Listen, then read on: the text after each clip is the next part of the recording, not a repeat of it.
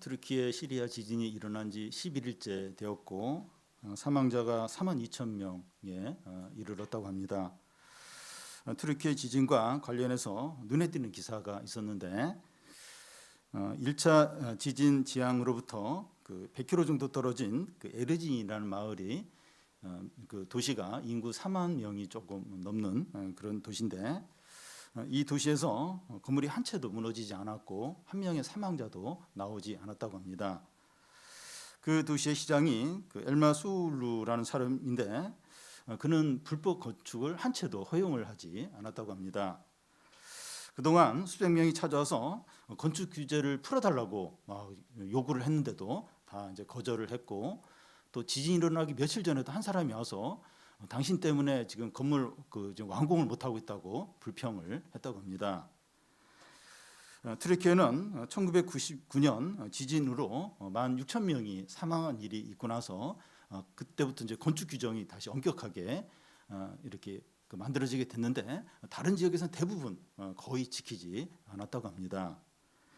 그래서 이번에 이제 큰 피해를 입게 된 겁니다. 그 에르진 도시처럼 건축 규정만 지켜서도 이렇게 피해는 크지 않았을 거라는 겁니다.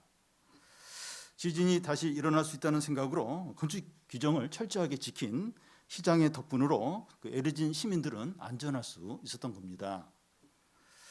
이것이 이제 믿음이 어떤 것인가 하는 것을 보여준다고 할 수 있습니다. 눈에 보이는 것이나 사람들의 인기보다도 눈에 보이지 않는 것과 옳은 것을 붙드는 것을 믿음이라고 할 수 있습니다. 평상시에 지진을 대비해야 한다고 하면서 건축 규정을 고집하는 게 융통성이 없어 보이고 하나도 중요하지 않는 것 같아요. 평상시에는 그래요. 괜히 헛수고하는 것 같고 왜 이렇게 까다롭게 하느냐, 그렇게 불평거리가 될 수 있습니다. 그런데 큰 규모의 지진이 발생하니까 이 가족들이 몰살하는 몰살. 그 건축 규정을 무시하니까 온 가족이 막 몰살하는 경우가 있고 삶의 터전이 다 무너져 버린 겁니다. 모래의 집을 지은 자와 반석 위의 집을 지은 자가 폭우가 밀려왔을 때 그 결과가 어떻게 되는가 하는 것을 이번 지진이 잘 보여줍니다. 하나님과 말씀 위에 이 기초를 두지 않는 그 믿음은 큰 위기에 완전히 망하는 겁니다. 그래서 우리 믿음이 어떤 믿음인가 하는 걸 점검을 할 필요가 있습니다. 지난 시간에 그 이사야서 6장을 살펴보았는데 하나님께서 이제 이사야를 부르시고 사명을 주십니다.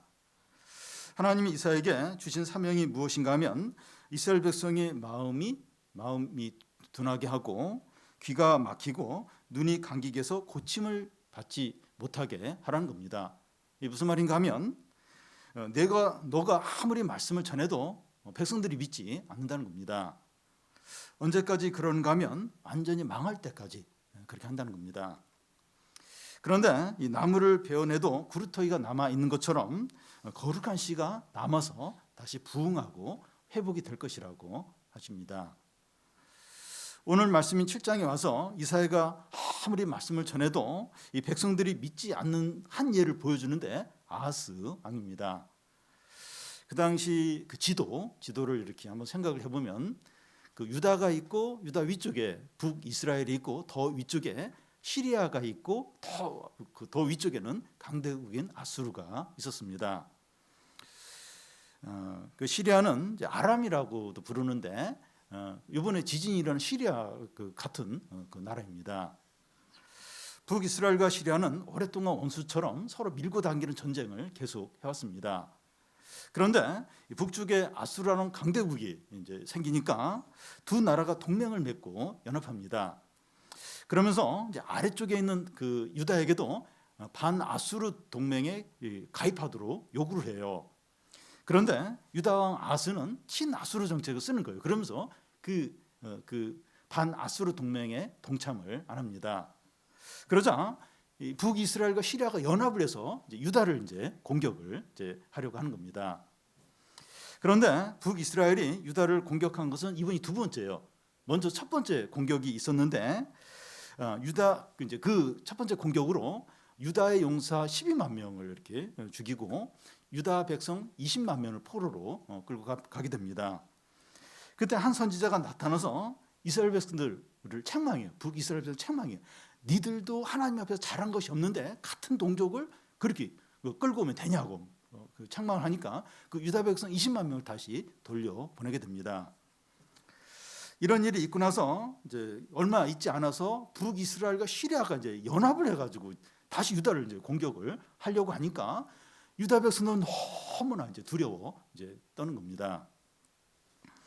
이 시간 살펴볼 7장은 이제 크게 두 부분으로 이제 나눌 수 있는데, 전반부는 이사야 선지자가 아스 왕에게 찾아와서 위로하면서 하나님의 말씀을 이제 전하고, 이제 후반부는 이 하나님의 말씀이 이제 성취될 것이라는 그 징조로 처녀가 아들을 낳을 것이라고 말씀합니다. 그 유명한 이사야서에 나온 처녀가 잉태하여 아들을 낳을 것이니 그 아들 임마누엘 하리라. 그게 이제 그 7장 후반부에 이제 나옵니다. 그런데 아스 왕은 하나님의 말씀을 믿지 않고 아수르를 의지하고 도움을 청하게 됩니다. 8장은 아스 왕이 하나님보다 아수르 왕을 의지함으로 어떤 비극을 맞게 되는가 하는 것을 이제 보여줍니다. 아스 왕은 겉으로 보면 믿음이 좋고 경건한 사람처럼 보이는데 7장 후반부에 나와요. 하나님이, 그러니까 이사야 선지자가 하나님 징조를 구하라니까 나는 징조 안 구해야 한다고. 믿음이 굉장히 좋은 것 같아요. 근데 하나님 말고 이 아수를 의지하기 때문에 이제 그런 거예요. 그래서 실제로는 믿음이 없어요. 하나님 의지를 하지 않습니다. 오늘 말씀을 통해서 믿음이 어떤 것인가 깨닫고 우리 믿음은 어떤가 돌아보고 참된 믿음을 회복하시기를 바랍니다. 먼저 이 아스를 크게 두렵게 하는 일입니다. 1절, 2절을 한 절씩 교대를 읽겠습니다. 우시아의 손자요 요담의 아들인 유다의 아스 왕 때 아람의 느신 왕과 느말리의 아들 이스라엘 베가 왕이 올라와서 예루살렘을 쳤으나 능히 이기지 못하니라.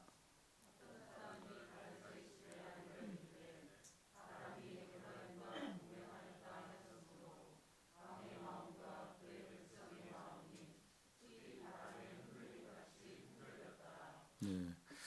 1절을 그 표절 혹은 뭐 주제라고 이제 할 수 있습니다. 그러니까 딱 주제가 나오고 이제 2절부터 이제 이렇게 그게 무슨 이야기인가 이렇게 시작하는 이제 그런 식으로 되어 있습니다. 언제 일어난 일인가 하면 주전 그 730년쯤에 그 우시아의 손자요 요담의 아들인 아스 왕 때 일어난 일입니다. 그때 아람과 시리아의 느신 왕과 이 북이스라엘의 베가 왕이 연합군을 이제 만들어서 유다를 공격하려고 왔습니다. 그런데 그 연합군의 공격이 실패로 돌아간다는 게 결론이에요. 지금 막 이제 북이스라엘과 시리아가 이제 유다를 공격하는데 그 전쟁 결과가 어떻게 되는가? 실패로 돌아간다. 이게 이제 결론입니다. 세상 역사든지 개인의 인생이든지 무슨 일이든지 이 마지막 결론은 하나님의 뜻대로 된다고 할 수 있습니다. 그런데 우리는 이 하나님의 뜻대로 되는 마지막 결론보다는 이 현재의 상황과 눈앞의 문제에 아둥바둥하면서 우리가 원하는 대로 잘 되기만을 바랄 때가 많습니다. 하나님의 뜻이나 하나님의 최종 목적에는 관심이 없고 당장 이 눈앞의 문제를 전부로 여길 때가 너무나도 많습니다. 마지막이 어떻게 되는 것보다도 지금이 재밌어야 돼요. 잘 되기를 이제 바랍니다. 미래보다도 현재가 중요하다는 거죠. 우리가 그래요. 이게 잘 견디질 못하는 거예요. 참질 못하는 거예요.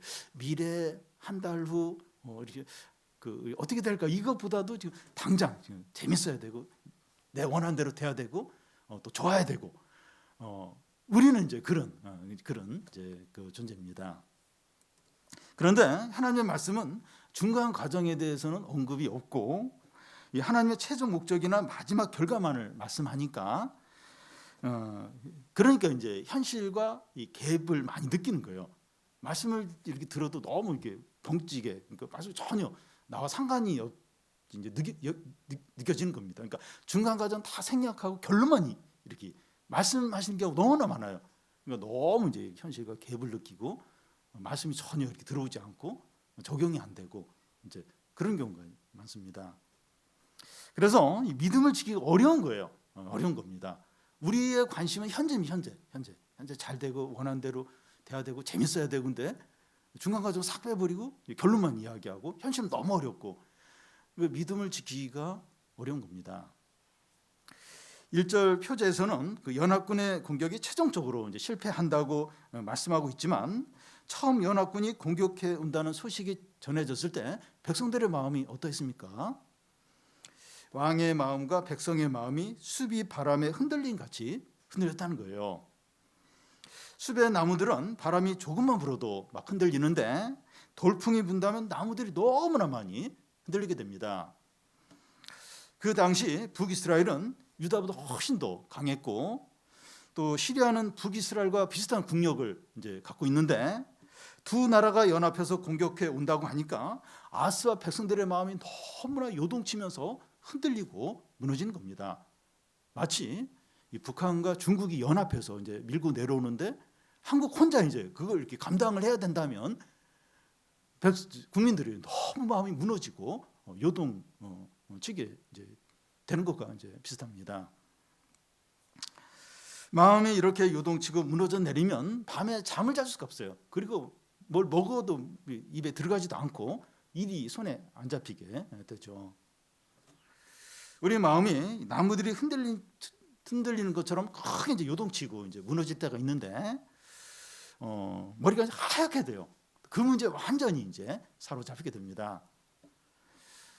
누가 자기에게 한 말이 그럴 수가 있어요. 또 내일이나 일주일에 일어날 어떤 안 좋은 일, 또 감당이 안 되는 어떤 경제적인 어려움, 그리고 부모님의 질병의 문제나 또 해결이 안 되는 어떤 가족의 문제들이 그럴 수가 있어요. 그럴 수가 있습니다. 머리가 하얗게 된 거예요. 마음이 너무나도 무너져 내리는 겁니다. 하나님께서 왜 이런 일을 허락을 하시는 겁니까? 이게 필요하니까 허락을 하시는데 왜 이게 필요해요? 머리가 하얗게 되고 마음이 요동치고 다 무너지고 이런 일들이 있어요. 뭐 남들한테는 큰 일이 아닐 수도 있는데 나한테는 그게 너무 큰 거예요. 너무 이제 그런 일이 일어나는데 그러니까 필요하니까 하나님이 허락을 해요. 근데 왜 이게 필요합니까? 망할 것 같고 끝장날 것 같이 여겨져야 하나님을 찾게 되고 말씀이 들리고 은혜가 은혜되기 때문입니다. 어떤 두려운 일 때문에 마음이 이제 요동이 칠 때 하나님을 간절히 찾게 돼요. 그때부터 말씀이 들리기 시작합니다. 제가 이렇게 며칠 전에 가정 세미나 이런 걸 잠시 이렇게 들은 적이 있는데 이제 그분이 하는 얘기가 이제 부인 입장에서 그 남편이 너무 이제 속을 썩이고 또 그 자식이 사고를 치고 막 그럴 때 이제 이렇게 하나님을 찾게 된다는 거예요. 하나님을 찾고 말씀이 그때부터 들리기 시작을 한다는 겁니다. 그러니까 진짜 이렇게 감당이 안 되고 마음이 너무 속상하고 막 의지할 게 아무것도 없고 그럴 때 이제 하나님을 간절히 찾게 되고 또 은혜가 되고 말씀이 그때 이제 귀에 이제 들리게 된다는 겁니다. 이런 필요 때문에 하나님을 마음을 막 흔들어 놓고 어려움을 이제 허락을 하시는 거죠. 아하스 왕에게 이런 위기를 허락하신 이유는 하나님의 말씀을 들을 준비를 시키기 위해서입니다. 3절을 보면 우리 같이 한번 읽겠습니다.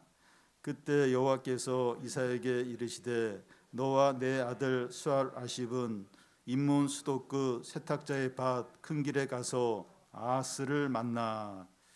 그때 하는 것은 아람과 북이스라엘 연합군이 공격해 온다는 소식을 듣고 아하스와 백성의 마음이 크게 흔들릴 때를 말합니다.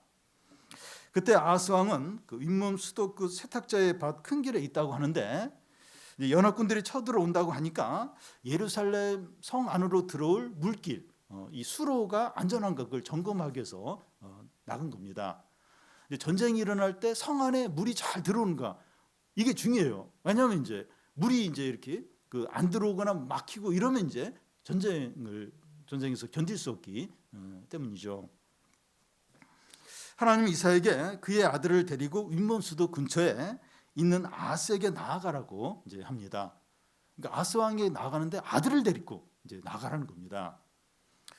북한의 김정은이가 자기 딸을 이제 군사 열병식이나 미사일 쏘는데 자꾸 데리고 나가요.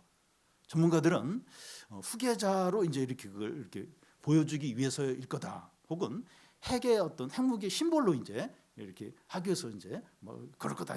여러 가지 추측을 하고 있습니다. 이 하나님은 이제 아스 왕을 만나러 가면서 이사야에게 그 아들을 그 어린 아들을 데리고 나가라고 이제 하는데 그 이유가 뭔가 하면 그 아들의 이름에 있다고 할 수가 있습니다. 그 아들의 이름이 스알 아십인데 남은 자가 돌아오리라 하는 그런 뜻입니다. 남은 자가 돌아온다는 것은 두 가지 의미가 있어요. 하나는 이 남은 자라고 하는 얘기는 한번 이렇게 멸망이 이제 오는 걸 전제를 해요. 멸망이 와야 이제 그 다음에 이제 남은 자가 있으니까. 또 다른 하나의 의미는 이제 돌아온다는 겁니다. 이제 심판을 받아서 망하지만 남은 자가 있고 그 남은 자가 돌아온다는 겁니다. 절망 가운데 소망을 이야기하는 거죠. 이사야가 그의 아들 슬리아숲을 데리고 이제 아스 왕에게 나가면 그 왕이 그 아들 이름이 뭐냐 이렇게 물을 것이고 그러면 이제 스알 아십이라고 하면서 남은 자가 돌아온다 하는 그런 메시지를 아주 인상적으로 전하게 되죠. 그러면서 이사야는 하나님의 말씀을 이제 아하스에게 전하게 됩니다. 4절에서 9절까지인데 먼저 4절을 보면 우리 같이 한번 읽겠습니다. 그에게 이르기를 너는 삼가며 조용하라. 르신과 아람과 느말리아의 아들이 심히 노할지라도 이들은 연기나는 두 부직갱이 구루터기에 불과하니 두려워하지 말며 낙심하지 말라. 여기 너는 삼가면 하는데 삼가면 하는 게 조심하라, 억제하라는 뜻입니다. 공부 때문에 두려운 마음에 따라서 뭔가 하기가 쉬운데 그러지 말라는 거예요. 막 두려움이 생기면 허둥지둥 막 뭘 하려고 해요. 그렇게 하지 말라는 거예요. 아하스는 두렵기 때문에 아수르의 사신을 보내서 도움을 이제 청하려고 하기가 쉬운데 그렇게 하지 말라는 겁니다. 두려움 때문에 행동하지 말라는 거예요. 이제 창세기 보면 야곱이 형 에서를 이제 만나러 가면서 너무 형 에서를 두려워하는 거예요. 그래서 이 가축대를 두 대로 나누고 또 형에게 이제 선물로 이제 그 가축을 보내게 되는데 그것도 여러 이렇게 간격을 둬서 이제 보내게 됩니다. 근데 형 에서를 만날 때 형 에서가 복수를 안 하고 다 화해를 해요. 근데 이 형 에서가 야곱하고 화해를 한 것은 그 선물 때문에 또 야곱이 배치를 잘해서 그게 아니고 하나님이 야곱과 함께하기 때문에 형 에서와 야곱이 화해를 할 수 있었던 거죠. 믿음으로 행해야지 두려움으로 행하지 말라는 거예요. 두렵기 때문에 막 허둥지둥 막 뭐 하면 그게 실제로 도움이 안 돼요. 믿음으로 해야지 두려움 때문에 막 이렇게 정신없이 막 뭔가를 하고 그게 실제로 도움이 안 된다는 겁니다. 또 여기 조용하라 하는데 진정된 마음을 가지고 자제하라는 뜻입니다. 이스라엘 백성이 출애굽해서 앞에는 홍해고 양옆은 산이고 뒤에는 애국 군대가 추격을 할 때 막 백성들이 하나님과 모세에게 원망하면서 크게 이제 부르짖게 됩니다. 근데 모세는 너희는 잠잠하라. 하나님이 너희를 위해서 이루시는 구원을 보라. 이렇게 말합니다. 믿음이 있을 때 마음이 잠잠할 수 있는 거죠. 조용할 수 있는 거죠. 진정된 마음을 가질 수 있는 거죠. 이런 큰 위기 상황에서 삼가고 조용히 할 수 있는 이유가 뭡니까? 르신과 아람과 느말리아의 아들이 연기나는 두 부직갱이에 불과하기 때문입니다. 이 연기나는 부직갱이라고 하는 것은 이제 모닥불을 이렇게 피워 보면 타고 남은 그 이렇게 숯덩어리가 있어요. 이 숯덩어리는 그냥 연기는 많이 내는데 다시 뭘 확 이렇게 불태우거나 그렇게는 하지 못합니다. 이 아람의 느신과 또 북이스라엘의 베가가 이 타오르는 불덩이처럼 모든 것을 태워 버릴 것 같지만 연기만 막 내는 그런 수덩이에 불과하다는 겁니다. 그래서 두려워하지 말고 낙심하지 말라는 거예요. 그런데 이제 믿음을 갖는다고 해서 감정까지 다 없어지는 것은 아닙니다. 믿음이 있어도 이제 두려움이 생기고 낙심이 될 수 있어요. 믿음이 좋아도 어떤 문제로 밤에 잠을 이루지 못하고 음식을 먹지 못하고 우울증에 빠질 수 있습니다. 목사들 중에서도 믿음이 좋은 목사들 중에서 우울증을 앓는 분들이 있습니다.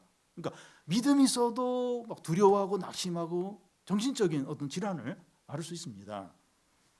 믿음만 있으면 두려움도 없고 욕심도 없고 시기심도 없고 유혹을 받지 않는 게 아니에요. 믿음이 있으면 아무것도 그런 어떤 부정적인 감정도 안 생기고 그게 아닙니다. 두려움이나 욕심이나 그 시기심이 지나치지 않도록 믿음이 이제 자제를 이제 하는 거죠.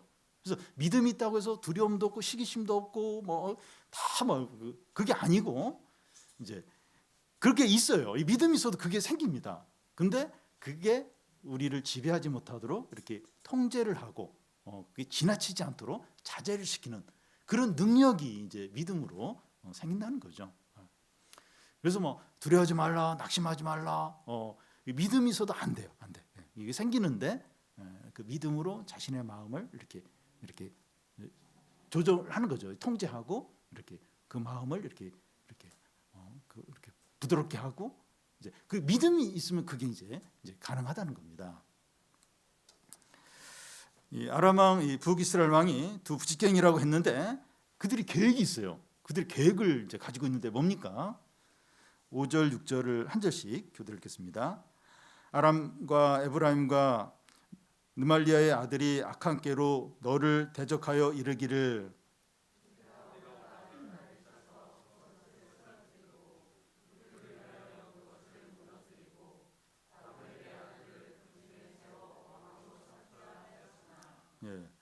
아람 왕과 북이스라엘 왕이 유다 정복 계획을 완벽하게 세웠습니다. 6절에 보면 유다를 쳐서 쓰러뜨리고 무너뜨리며 하면서 비슷한 말을 3번이나 반복을 이제 하고 있는데 유다를 철저하게 파괴하고 무너뜨리겠다는 겁니다. 이 자신감이 가득한 거예요. 더 나아가서 유다를 정복한 후에 아하스를 폐위시키고 이 다부엘의 아들을 왕으로 세울 준비까지 다 세우고 있는 거예요. 아람과 북이스라엘의 연합군 군사력이 유다보다 훨씬 더 강하기 때문에 자기 계획대로 틀림없이 할 수 있다는 거죠.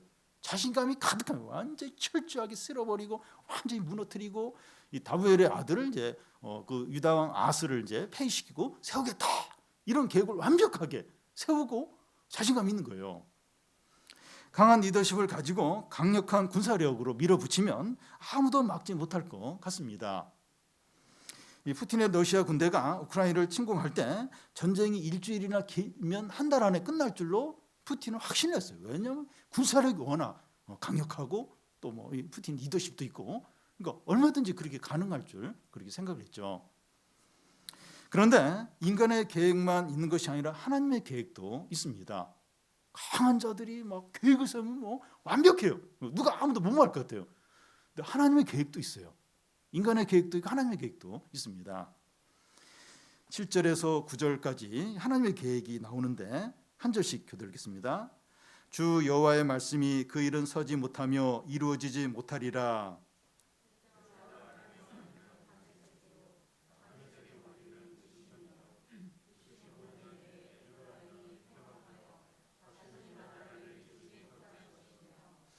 에브라임의 머리는 사마리아요 사마리아의 머리는 느말리아의 아들이니라. 만일 너희가 굳게 믿지 아니하면 너희는 굳게 서지 못하리라 하시니라. 앞에서 사람들이 유다를 철저하게 파괴시키고 이 다른 사람을 왕으로 세우겠다고 말했는데 여기서는 주 여호와 하나님이 그 일은 이루지 않을 것이라고 하시는 거예요. 방금 앞에서 막 쳐서 완전히 하고서 왕도 폐위시키고 우리가 원하는 왕으로 세우고 이게 사람의 계획이었는데 여기서는 여호와 하나님이 그 일이 이루어지지 않을 거라고 하십니다. 사람의 말과 하나님의 말씀 중에서 누구 말이 옳고 능력이 있습니까? 일반 사람들의 말은 능력이 없지만 이 푸틴이나 시진핑이나 이 김정은이의 이 말은 하나님의 말씀보다 더 능력이 있지 않을까요? 얼마 전에 김정은이가 군사 열병식 하는데 멋있어요. 참 김정은이가 말하면 다 가능한 거 아닙니까? 그런데 아무리 대단하고 뛰어난 사람이 말했더라도 하나님이 이루시지 않을 것이라고 하면 안 돼요. 안 됩니다. 우리는 이 사람의 말을 하나님의 말씀보다 더 우선적으로 여기거나 두려워하지 않아야 됩니다. 상관이나 이 사장이나 지적인 사람이나 돈 많은 사람이나 힘 있는 사람이 하는 말을 하나님 말씀보다 더 우선적으로 여기지 않아야 됩니다. 그런데 실제로 하나님의 말씀은 크게 신경을 쓰지 않는데 이 사람의 말에 너무 민감해하고 잠을 못 자고 또 염려하는 경우가 얼마나 많은지 모릅니다. 하나님 말씀 신경을 안 써요. 하나님 말씀 무슨 얘기도 신경을 안 써요. 근데 사람의 말은 너무 민감해요. 너무 막 힘들어하고 너무 막 거기에 영향을 받을 때가 얼마나 많은지 모릅니다. 하나님께서 연기나는 그 부지깽이니까 두려워하지 말라 이렇게 하시니까 더 이상 낙심하지 마시기 바래요. 누구 말이라도 연기나는 부지깽이 불가하다는 거예요. 그러니까 유다보다 훨씬 강한 두 나라에 대해서 하나님 그렇게 말씀해요. 그래서 두려워하지 말고 낙심하지 말라. 우리도 이렇게 그렇다고 해서 뭐 독불 장군으로 막 교만하게 살라는 게 아니라 사람에 대해 너무 이렇게 너무 지나치게 막 민감해하고 그렇게 하지 말라는 거예요. 연기나는 두 부지깽이에 불과하다는 겁니다.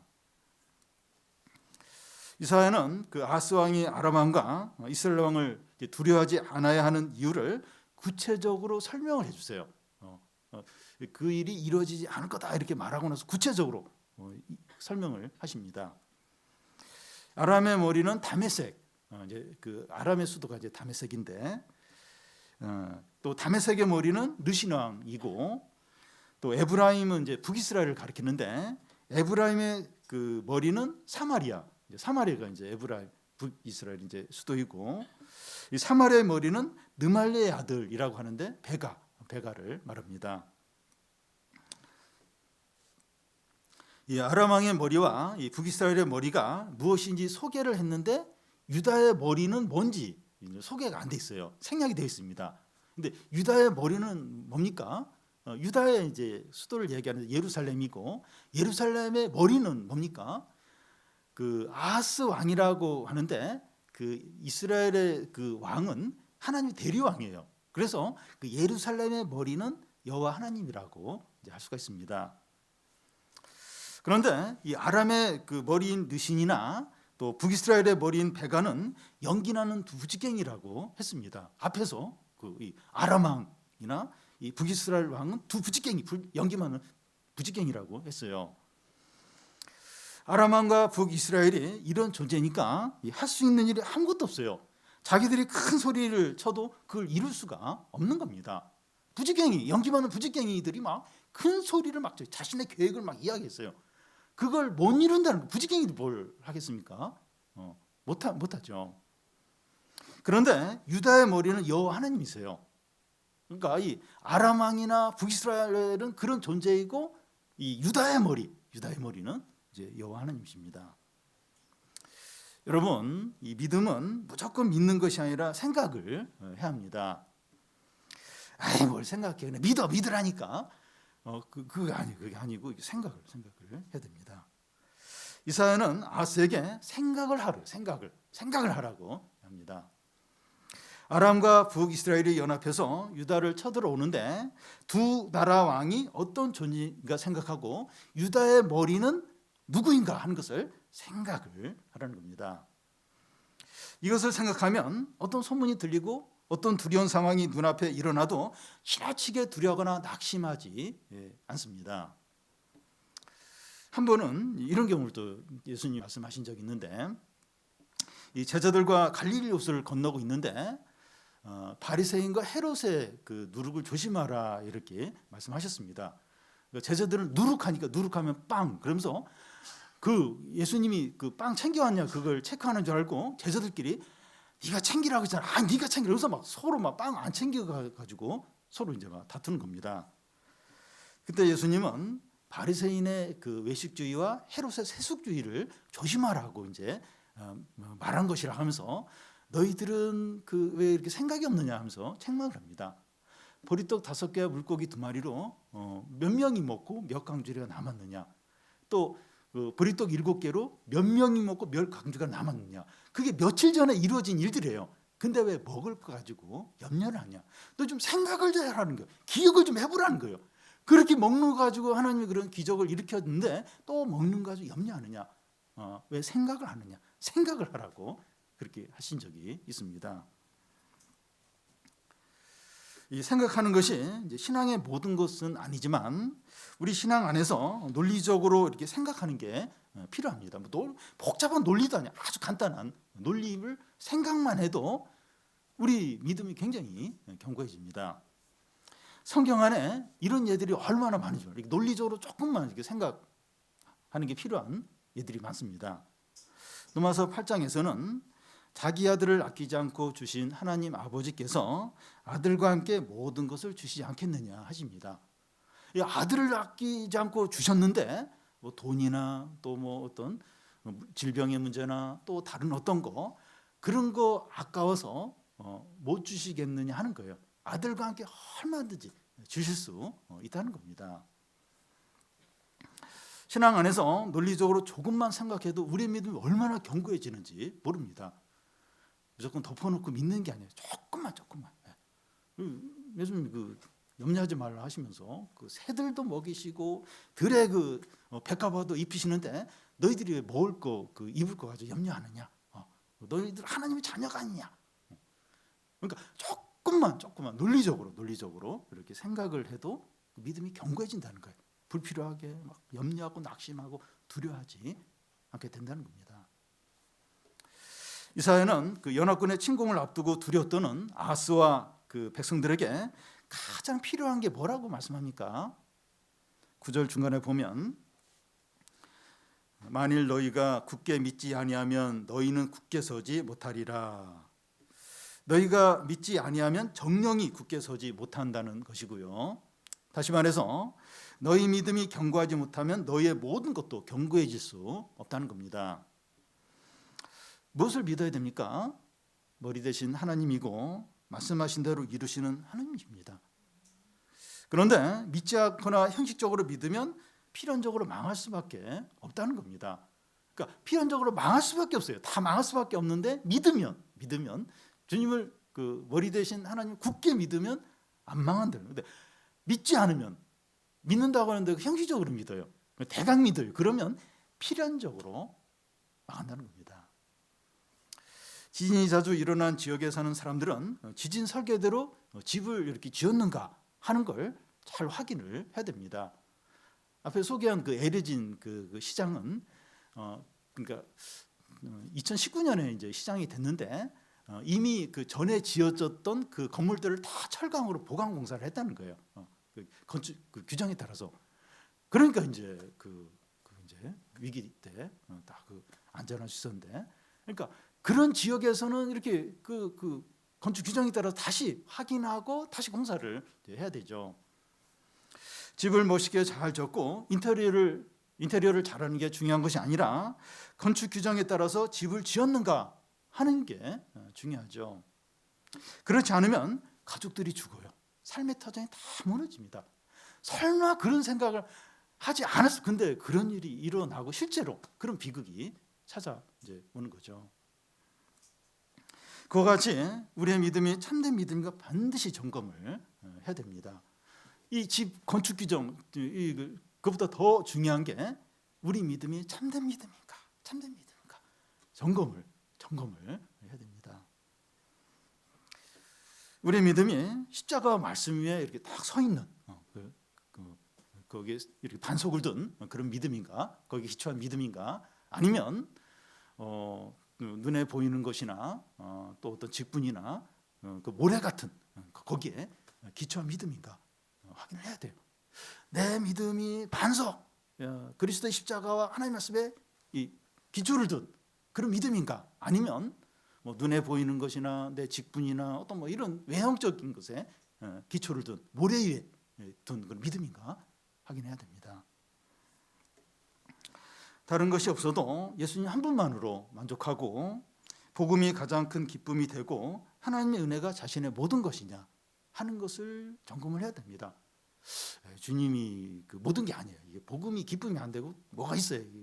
돈이든지 뭐가 잘 돼야 이제 기쁨이 있고, 신앙만으로 만족이 안 되고 뭐가 또 있어야 되고, 이러면 모래 위에 이제 기초를 둔 것이고 위험한 믿음을 가지고 있는 거죠. 이게 잘못된 믿음일 수 있습니다. 우리에게 가장 중요하고 결정적인 것은 참된 믿음을 갖는 겁니다. 이 믿음에 굳게, 이 믿음을 굳세게 하면 하나님께서 우리 자신과 모든 것을 지켜주시게 됩니다.